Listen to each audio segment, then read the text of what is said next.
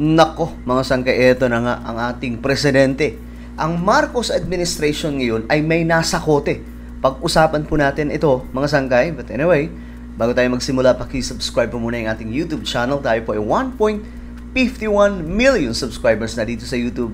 So kung hindi ka po nakakapag-subscribe, makikita nyo po yung subscribe button sa baba ng video na to. I-click nyo lamang po yung subscribe, i-click ang bell, at i-click nyo po yung all. Sa mga nanonood po sa Facebook, i-follow nyo po yung ating Facebook page. Eto, mga sangkay, good news na medyo bad news. Eto, mga sangkay, pakita ko po sa inyo ang isang malaking balita na siyempre kailangan po ninyong malaman para po mabigyan po tayo ng kaalaman sa nangyayari sa Pilipinas.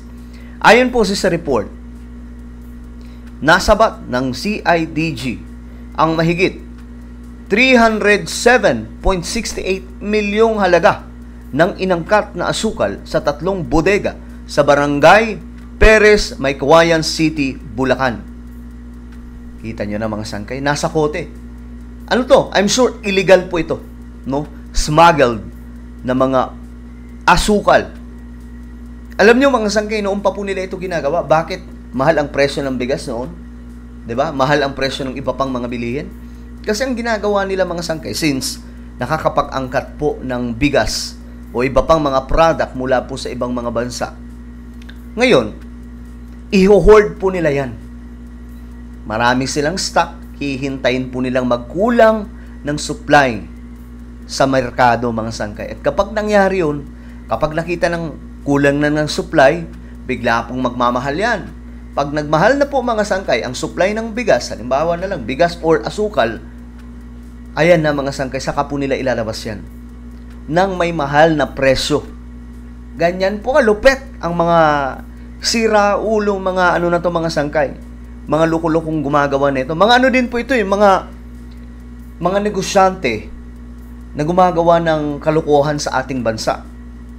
Kaya nga po, sana maging tapat na po, maging kagaya po ng ganito ang ating gobyerno ngayon, mga sangkay, na talagang hinuhuli po yung may mga ganitong klaseng gawain. Alam nyo, na nakita ba natin yung mga ganito noon?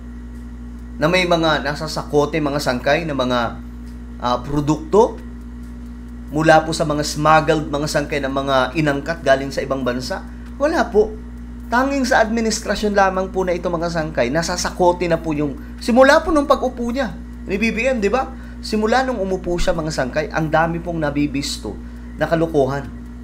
Lalong-lalo na po itong mga produkto na inaangkat po sa ibang bansa, tapos tinatago lamang. Kita nyo, mga sangkay, pag upo ni BBM, saan siya pumesto? Agriculture kaagad. Inupuan niya po talaga yung agriculture. Bakit? Isa po yan, mga sangkay, sa may problema. Ngayon, inayos yung sistema. At ngayon, nakikita po natin, mga sangkay, di ba? Nung nabisto na po yung mga nagho-hoard, mga nagtatago ng mga bigas, anong nangyari? Dumami yung supply ng bigas. Maliban pa po yan sa sistema na ginawa ni PBBM pagdating po sa pagpaparami ng supply ng bigas sa ating bansa. Napigilan niya kasi yung mga nag-i-smuggle na mga bigas galing sa ibang bansa. At eto, asukal naman, mga sangkay. At buti na lang, ngayon inabibisto na po kaagad ng ating gobyerno yung mga ganitong klaseng kalakaran.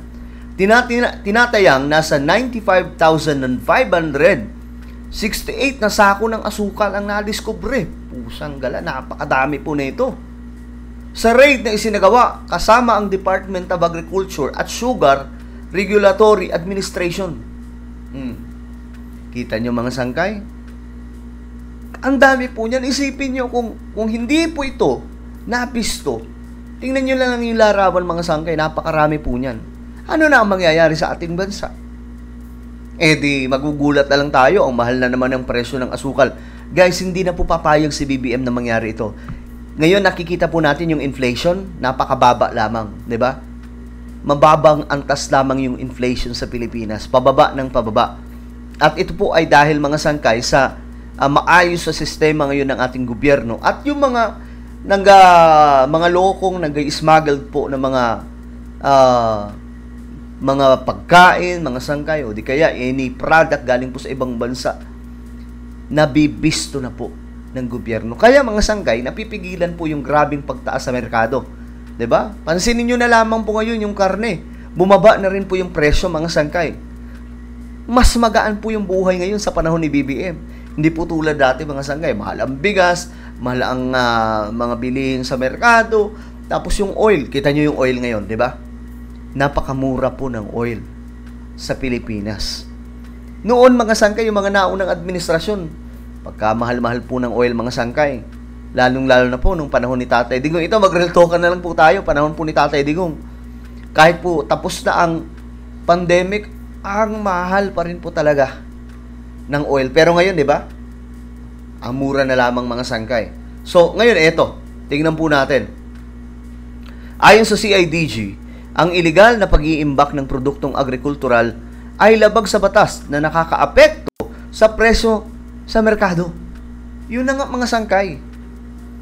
Nakakaapekto yan kasi pag tinago po nila yan, at hindi lang tinatago mga sangkay, ito po ay mga produkto na iligal na binibili sa ibang bansa para hindi na dumaan sa natin mga sangkay. Siyempre makakaltasan pa rin ng gobyerno yan para hindi na po dumaan doon, itatago po nila mga sangkay, i-hoard po nila. Ngayon, doble kita doon mga sangkay kasi hindi na nga nakunan mga sangkay ng gobyerno ng tinatawag na, kung di ako nagkakamali, taripa ba ang tawag dyan mga sangkay ngayon, o tax.